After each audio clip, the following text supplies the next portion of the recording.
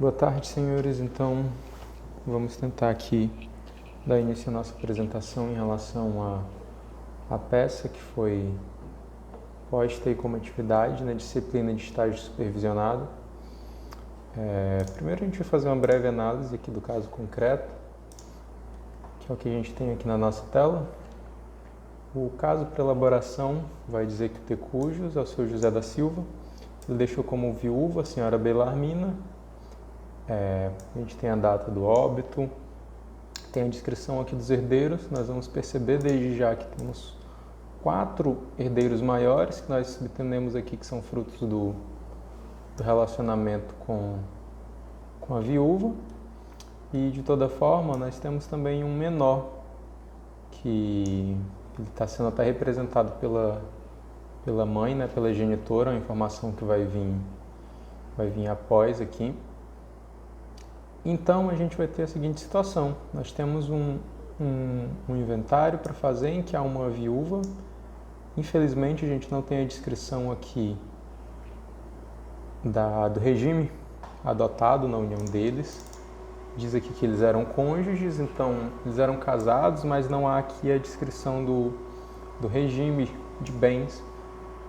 Eu resolvi adotar aqui o regime de o regime de comunhão universal, porque apesar de todas as coisas, pela descrição dos fatos, isso não vai fazer diferença para a gente.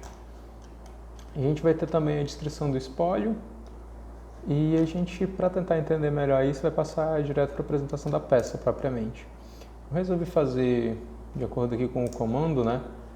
A viúva deseja ser nomeada como inventariante, a elaboração da peça de abertura, da petição de abertura e também as primeiras declarações. Eu fiz em separado, é possível que algum colega tenha se utilizado aí da instrumentalidade das formas para tentar fazer uma petição única, mas acredito que seria mais real a gente fazer 2 peças.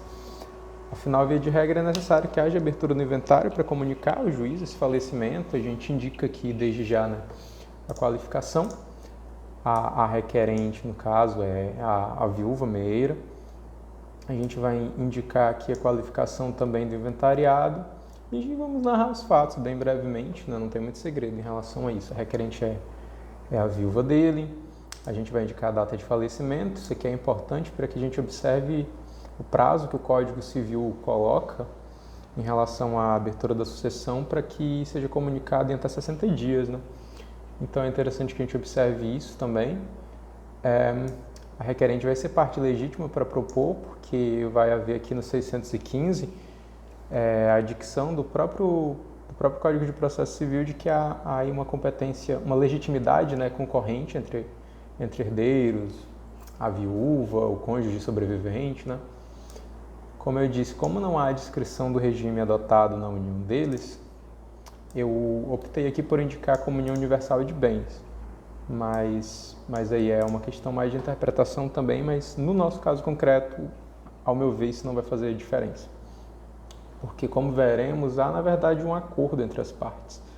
Há ali, muito bem desenhado, é um espólio consideravelmente pequeno, sem muitos valores. Então, há um acordo ali com a destinação dos bens e a gente vai tentar ver como nós vamos dar cabo da pretensão deles de que, no fim das contas, pelo que a gente vai ver, a meeira vai ser a sucessora ali, né? Vai fazer jus a quase todo o espólio. O Tecujus faleceu, deixando 5 filhos, né? A gente vai dizer aqui que tem um menor. Isso vai ter uma implicação clara e muito óbvia pelo próprio comando também do processo civil de que haverá necessidade de intervenção do Ministério Público. Infelizmente, apenas pelo fato aqui da presença do menor entre os herdeiros já afastaria a possibilidade de realização de inventário extrajudicial. Apesar de que, como deve-se saber, recentemente, há pouquíssimas semanas, houve aí decisão de vanguarda no sentido da autorização de um juízo para que se realize inventário extrajudicial, mesmo que haja um menor, um incapaz, entre os herdeiros, desde que resguardados os seus direitos, né? Foi uma decisão aí bem veiculada e bem inovadora, claro. Mas a gente vai seguir aqui a fórmula clássica Em relação à indicação dos herdeiros, aqui na abertura da sucessão, nós vamos indicar os 4 maiores, o menor, e nós vamos partir para a faculdade que nos dá os 620, também do CPC, de que nós indicaremos os bens posteriormente, já que eu optei por fazer as 2 peças, né? A gente vai dizer que a cônjuge sobrevivente, ela é inclusive aqui colocada na ordem lá do 617 como preferência, tendo preferência, né, na ordem de nomeação. Infelizmente, a gente costuma ter alguns problemas em relação a essa ordem de nomeação, porque ela não é muito observada pelos juízes. Na vida real, a gente sabe que, via de regra, quem abre o inventário, quem corre primeiro para fazer a abertura, acaba sendo nomeado. Então, a gente tem aqui que a requerente está apta para exercer essa função de inventariante. E aqui eu já vou começar, desde a abertura, falando desse processamento do feito, indicando, né, que isso só está se dando de forma judicial exatamente porque é uma imposição da lei de que o Ministério Público intervenha, né? Mas há um acordo entre as partes, né? Não há uma pretensão ali resistida. Veremos que houve uma doação ainda em vida para o herdeiro menor, que teria uma parte noficiosa que ultrapassaria o seu quinhão, que lhe seria de direito, mas que não há nenhuma impugnação para os demais herdeiros. Então a gente vai resolver isso pedindo para ser processado, né, na forma de arrolamento, porque nós vamos indicar que os bens são muito baixos, né, de um valor muito baixo. É possível que se faça um arrolamento desde que o espólio não ultrapasse 1.000 salários mínimos. Então, isso vai ser satisfeito aqui no nosso caso concreto. Nós vamos pedir aqui na nossa abertura, o mais óbvio mesmo, a abertura de inventário, que a requerente seja nomeada inventariante para que preste compromisso. E, no caso, seriam as primeiras declarações, apesar que as primeiras declarações já vão se misturar aqui com o nosso plano de partilha, por força do arrolamento, né?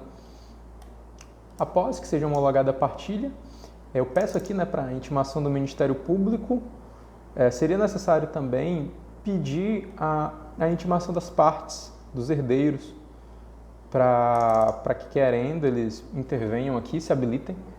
Mas, no nosso caso hipotético, eu estou fazendo como se todos eles fossem, eu até indiquei aqui, patrocinados pela mesma banca, como se eles tivessem nos procurado para tentar dar cabo lá das pretensões do comando da questão, de que eles já decidiram que há um bem de um terceiro que precisa ser transferido, todos os demais bens ficarão para a viúva e a doação em vida para o herdeiro menor não vai ser contestada. Então, houve basicamente uma partilha amigável, como a gente poderia até dizer, né? Então, sendo assim, infelizmente teremos que pedir mesmo assim, né, a atuação do Ministério Público, sob pena aí de termos atos ineficazes. Pedimos aqui a nossa produção de provas, o que seria o desenrolar do feito. E quanto à causa, eu indiquei aqui esse valor de 142 mil porque ele faria jus a todos os bens do espólio, descontado o bem que pertence a um terceiro, como nós veremos, que é um carro. Mas, na verdade, isso aqui eu já vou até corrigir. É possível que a gente indique aqui que nós não estamos falando de uma ação de 142 mil. A jurisprudência é muito clara que o que deve ser indicado como valor aqui, que vai ser, inclusive, parâmetro tanto para a possibilidade do arrolamento quanto para o recolhimento das custas, só diz respeito à parte que vai ser sucedida pós-morte pelos seus herdeiros. A meação deve ser excluída daqui. Então, a gente poderia dizer que desses 142 mil, na verdade, o valor da causa seria somente metade desse valor, tá? Quando do envio da peça para o Classroom, já vou até corrigir isso aqui. Aqui eu até indiquei, né, em relação à data, exatamente aquela observação que eu fiz no início, né? Como o caso aponta o óbito no dia 27 de janeiro, eu estou apontando aqui essa abertura de inventário no dia de 27 de fevereiro para satisfazer aquele prazo de 60 dias, né, posto pelo Código. Sendo assim, vamos à petição mais trabalhosa, que seriam aqui as nossas primeiras declarações, né? A gente sabe que processualmente, após a nomeação da inventariante, o comando da questão vai dizer que nós devemos considerar que a viúva foi nomeada inventariante e que ela deve prestar agora as primeiras declarações. Ela teria o prazo de 20 dias, né? Após prestar o compromisso. Estou até considerando que o processo já foi distribuído, obviamente. Estamos indo com as primeiras declarações. Aí aqui a gente tem já algumas questões interessantes. Como nós estamos tratando aí de uma causa que com certeza vai satisfazer aquele quantum de estar abaixo dos 1.000 salários mínimos em relação aos bens do espólio, nós podemos fazer isso através do arrolamento já apresentando o plano de partilha. Apresentando aqui o plano de partilha e colocando inclusive que há uma concordância entre as partes, tá? A gente vai colocar aqui então que o autor da herança, o seu José, nós já qualificamos ele, obviamente a esse ponto já teríamos colacionado a sua certidão de óbito, que é necessário desde lá da abertura, sem deixar testamento. Isso aqui é uma observação importante para que depois o processo ocorra bem, no sentido de que existe um provimento do CNJ, que é o da consulta consulta de possíveis testamentos existentes no colégio notarial, né, registrado em qualquer que seja algum cartório do tipo. Ele aparece nessa busca. Essa busca aqui dá conta de testamentos, salvo engano, feitos a partir de 2001. Esse sistema funciona. Como ele faleceu agora, pelo caso, né, em 2021, é necessário essa busca, tá? A gente colocar aqui a certidão de que não há testamento. Isso aqui, a gente precisa cumprir esse provimento importante do CNJ aqui, quando se trata de inventário. Nós vamos indicar aqui a meira, né, que seria requerente, que está nomeada como inventariante. Já teríamos colacionado também, por óbvio, a certidão de casamento, para provar essa qualidade dela, que ela faria jus à meação dos bens. Nós vamos indicar novamente os herdeiros, também não tem nenhum mistério até aqui. Muito disso se repete em relação ao que está posto lá na abertura. Eu até coloquei esse pequeno organogramazinho aqui nessa árvore para nós entendermos um pouquinho aqui da sucessão, de como funcionaria, né? O autor da herança, a meeira, a senhora Belarmina, que seria a requerente, os 4 herdeiros maiores, indicando aqui que tem um herdeiro incapaz, o menor, que seria o Júnior da Silva, né, de um outro relacionamento, que está sendo representado pela genitora. E nós vamos tratar agora propriamente dos bens, né? Isso aqui, lembrando que isso aqui também está colocado lá como requisito no próprio Código de Processo Civil, o que é que deve constar nas primeiras declarações. Apesar do arrolamento possibilitar já a apresentação desde já do plano de partilha, um processo um pouco mais simplificado, é necessário cumprir ainda assim aquelas determinações. Então a gente vai ter como bem imóvel o imóvel urbano, um imóvel aqui avaliado em 132 mil, que conforme o comando da questão, as partes acordam que deve ficar para a viúva. Um bem imóvel que é um Fiat Uno, que também deve ficar para a viúva, que ele tem um débito, que nós vamos aqui também deixar mais à frente toda a destinação dele. E também faz constar lá que é um bem que na verdade pertence a terceiro, né? Apesar do bem constar no nome do de cujos, houve ainda em vida, né, a venda desse automóvel para um terceiro. O valor que foi pago, nós vamos colacionar aqui, obviamente, como prova disso tudo, né, o CRLV do veículo, o contrato de compra e venda, colocando o automóvel como objeto e os documentos do comprador. Assim, como esse bem, na verdade, pertence a terceiro, que só não houve a transferência desse veículo, nós vamos pedir a exclusão dele da partilha. Mas, apesar de tudo, é necessário que o juiz autorize a transferência dessa propriedade, né? Das dívidas, é necessário também indicar se hajam dívidas, né, no nome do de cujos. Aqui a gente está colocando que não há dívidas, precisaremos juntar certidões negativas, o juízo sempre vai se atentar muito a isso, porque é necessário que estejamos em dia aí com as fazendas, né? União, Estado, município, e inclusive até apontei aqui também que juntaríamos, ou melhor, estamos juntando nessa oportunidade distribuições cíveis, constando de que não há nenhum processo, demanda ou nada pendente de julgamento em que o inventariado seja parte, inclusive na Justiça do Trabalho, né? Para que não haja nenhum óbice aí para a homologação do nosso plano de partilha com a devida expedição do formal. E aqui a gente, como está no processo de arrolamento, a gente já apresenta o nosso plano de partilha, informando que há consenso entre as partes, trazendo aqui a previsão legal do 664, que possibilita isso, quando estivermos falando de bens com quanto inferior a 1.000 salários mínimos, tá? Pedimos para que seja processado na forma de arrolamento e apresentamos desde já o plano de partilha. Reitero aqui novamente que essa demanda está sendo judicial somente pela necessidade de intervenção do Ministério Público, mas não há qualquer tipo de conflito, né? Ou mesmo uma pretensão resistida, e de que as partes são acordadas da seguinte forma. Aqui é importante que a gente destaque que nós observamos o caso concreto, e isso é comum, né? O cliente vai chegar, olha, tá aqui, tem esses bens, nós queremos que fique com... Houve uma doação, ninguém vai contestar, pode ficar para o menor. Os bens que, vamos dizer aqui no caso do seu José do Decujos, os bens que meu pai tinha devem ficar para a esposa dele, para a viúva, todos nós estamos bem de vida, nós abrimos mão disso. Só que é interessante que o operador do direito saiba manusear esses instrumentos, né? Porque não adianta só dizer, doutor, eles querem isso. Como? Nós precisamos colocar isso juridicamente. Então, é necessário que nós manuseemos algumas soluções razoavelmente complexas, mas muito interessantes para dar cabo aqui dessas questões de sucessão. Primeiro, a gente vai falar da colação, né? A colação é um instituto previsto também ali na parte das sucessões, de trazer ao inventário bens que foram doados em vida que importam no adiantamento da herança, no adiantamento do seu quinhão hereditário, né?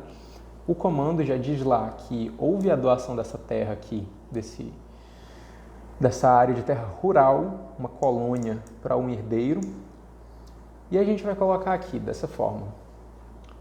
Embora essa doação de certo ultrapasse, né, o valor devido ao herdeiro quanto ao seu quinhão hereditário, porque é dito lá que o restante é menor do que esse que foi doado. Então, se isso se traduziria nessa parte que ultrapassa no que a gente chama de doação inoficiosa. Mas aqui os demais herdeiros não se opõem a esse ato, estando de acordo com o estabelecido, né? Vamos dizer aí que eles estão fazendo juízo à vontade do genitor. E nós vamos pedir para que isso seja, sim, de fato, computado como adiantamento da herança, para que seja satisfeito o quinhão hereditário ali do menor. A primeira coisa que a gente vai fazer nesse processo é exatamente isso.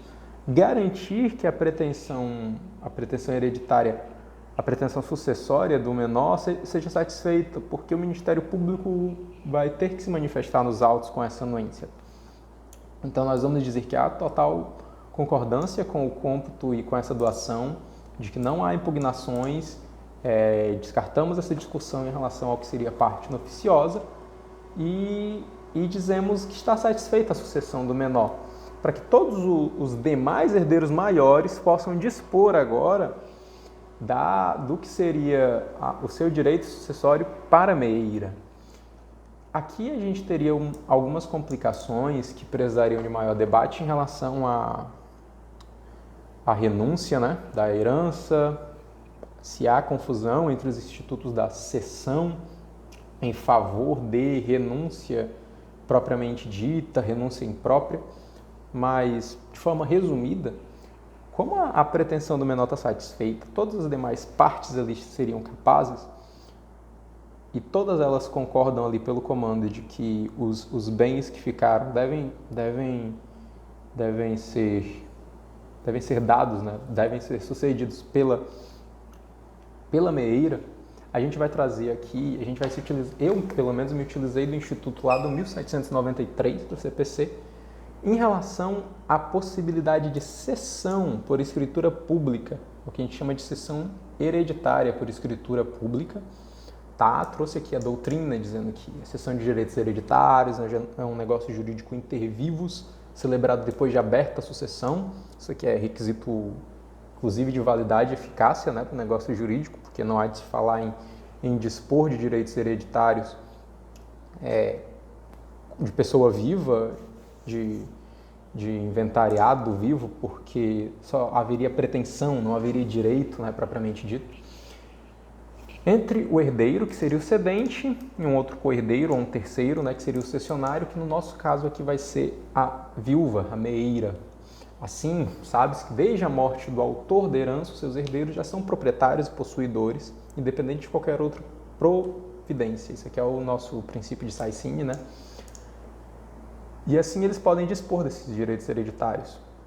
Inclusive, há discussões aqui se poderiam incidir terceiros, mas o próprio código também coloca ali de que essa disposição teria preferência, na verdade, para os co-herdeiros. Mas vamos lá. Então, a gente vai colocar aqui, ó, é vontade das partes que a senhora Belarmina perceba a totalidade dos bens do espólio, resguardados os direitos do herdeiro incapaz, ali no item 5.1, que como a gente acabou de trazer aqui mais em cima, né, da colação. E nós faremos essa sessão a título gratuito, nesse meu exemplo. Por que é importante trazer isso? Nós vamos ver aqui que teremos repercussões tributárias em relação a isso, em relação à incidência do ITCMD. Porque a renúncia, a cessão, existe um debate se haveria aí, por exemplo, a dupla incidência. Porque se eu recebi, entre aspas,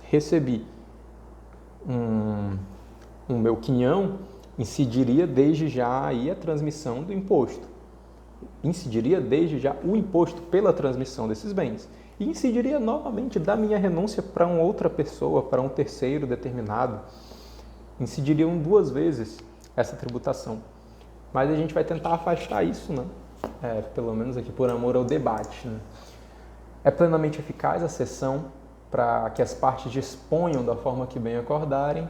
A gente vai trazer aqui uma jurisprudência do Tribunal de Justiça de São Paulo, lá na Câmara Privada, de que quando os herdeiros todos comparecem para a escritura pública, e é o que a gente está colocando aqui na nossa hipótese, eles podem acordar da melhor forma, da forma que melhor lhes convir, para que essa escritura pública seja levada a juízo depois e homologada, para fazer valer a vontade das partes, tá? Então, a gente vai atender a forma prescrita pela lei, que tem que ser de escritura pública, não é possível fazer isso por instrumento particular, né? Um instrumento ali de gaveta. É necessário que se satisfaça essa necessidade da forma, porque está defeso pela lei, que isso seja feito por escritura pública. Então, é necessário que as partes compareçam ao cartório para que seja tudo lavrado direitinho. E aqui eu trouxe até uma observação importante, que nessa sessão, os herdeiros, caso eles sejam casados sob o regime de comunhão de bens, qualquer regime que importe em comunhão de bens, é necessária a anuência do outro cônjuge, porque nós estaríamos também falando de, entre muitas aspas, direito de terceiros. A gente não vai entrar nessa discussão aqui porque isso não é esclarecido. Ou melhor, alguns herdeiros até são postos aqui como casados, casados. Então é importante que nessa escritura pública hipotética que nós estamos tratando aqui da cessão desses bens, os cônjuges, se nós estivermos falando aí de qualquer regime que importe em algum tipo de comunhão de bens, os cônjuges estejam também presentes e anuindo com essa cessão, tá? Passado isso, a gente vai discutir essa questão, né, da cessão dos herdeiros, que é isso que nós fizemos aí por escritura pública, a título gratuito. E a gente vai tentar defender, que não é a minha posição pessoal em relação a isso, eu acredito que tributariamente é uma discussão complicada, mas que importaria sim nessa sessão, mesmo a título gratuito, com a determinação para quem se cede, com a cessão, entre aspas, determinada ali, se eu estou renunciando em favor de a incidência do imposto de transmissão inter vivos. Porque, na verdade, na renúncia, nesse tipo de renúncia que nós estamos falando é do que a doutrina chama até de renúncia imprópria, né? Nós não estamos falando de renúncia. Eu recebi e depois acabei fazendo uma doação, essa é a verdade. Por isso que haveria essa dupla incidência do ITCMD ou do imposto equivalente, se nós estivermos falando aí, por exemplo, de um bem imóvel, né? Pagamento de um ITBI, por exemplo. Mas, de qualquer forma, a gente vai tentar defender, né, que juridicamente, conflito evitar a dupla tributação indevida, ressalta-se que a cessão gratuita em favor de um ou mais co-herdeiros não implica na aceitação da herança, que é essa que é a discussão, né? Se a cessão sendo gratuita ou onerosa em favor de ou em favor do Monte-Mó, se ela implicaria ou não na aceitação. Passada essa questão, a gente vai falar que isso aqui importaria, na verdade, numa renúncia abdicativa, que afastaria a incidência do imposto de transmissão inter vivos e que afastaria o fato gerador, né? Isso afastaria o fato gerador. Aqui até vale a leitura, né? Como o ITCMD, por exemplo, é um imposto de competência estadual, cada estado tem a sua legislação própria, com o Acre não é diferente, né? E lá nós teremos a listagem do fato gerador. Então lá vai estar dito, se não me engano, é o artigo 18, lá pelo inciso 10, vai estar disposto que é fato gerador também a renúncia em favor de herdeiro determinado ou de terceiro determinado, tá? Mas, como eu disse, em debate aqui nós tentaremos afastar essa incidência, né? E há, inclusive, uma jurisprudência no sentido oposto do que eu defendo, mas que vale destacar. Ela foi uma decisão do STJ, mas ainda sob a égide do Código Civil anterior e do Código de Processo Civil anterior também, por obviedade, né? Uma decisão lá de 93, em que as partes renunciaram aos seus quinhões em benefício da viúva. Só que nesse regime ainda anterior ao Código de 2002, ao Código Civil de 2002, não havia concorrência entre herdeiros e o cônjuge, né? Que é algo que foi o modelo adotado a partir do Código de 2002, que gera bastante confusão, inclusive. Mas, assim, de qualquer forma, né, a gente vai pedir que seja afastado o imposto de transmissão inter vivos, para que incida, obviamente, o ITCMD ali pela causa mortis, que é um imposto, obviamente, devido, tendo como sujeito passivo a viúva, né, que é um comando que a questão coloca, né? Eles desejam que a responsável pelo ITCMD seja a viúva, o que seria, entre aspas, justo, né? Porque ao fim das contas, ao fim da partilha, que é ela que está percebendo os bens. É isso que nós vamos resumir aqui, né? A viúva meira, conforme acordado entre as partes, pela cessão e pela satisfação da pretensão do menor, vai corresponder tanto à ameação quanto à cessão dos direitos hereditários em seu favor. De igual forma, ela vai ser cessionária também, nós vamos colocar aqui, né? Por ser cessionária desses bens, aquele débito, a questão vai indicar que há um débito de 400 e poucos reais registrado em relação a um automóvel, que nós vamos aqui pôr também como sucedido pela viúva.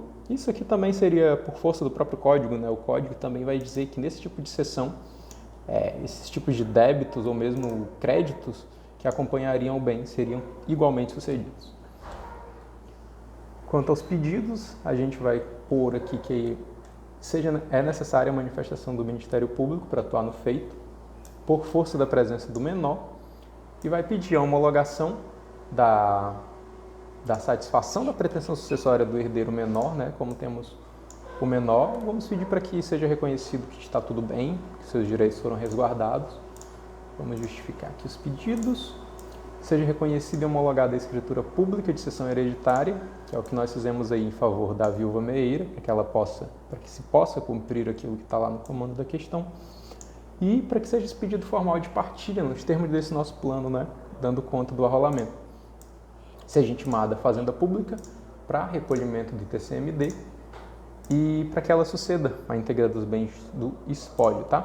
Aqui, apenas como observação, a data também aqui está dentro de 2 de março, também tentando satisfazer, né, ao prazo de 20 dias para que o inventariante preste as primeiras declarações, apesar que no inventário por arrolamento não é necessário nem que ele preste compromisso, ele pode trazer o plano de partilha já com as primeiras declarações apenas com a nomeação.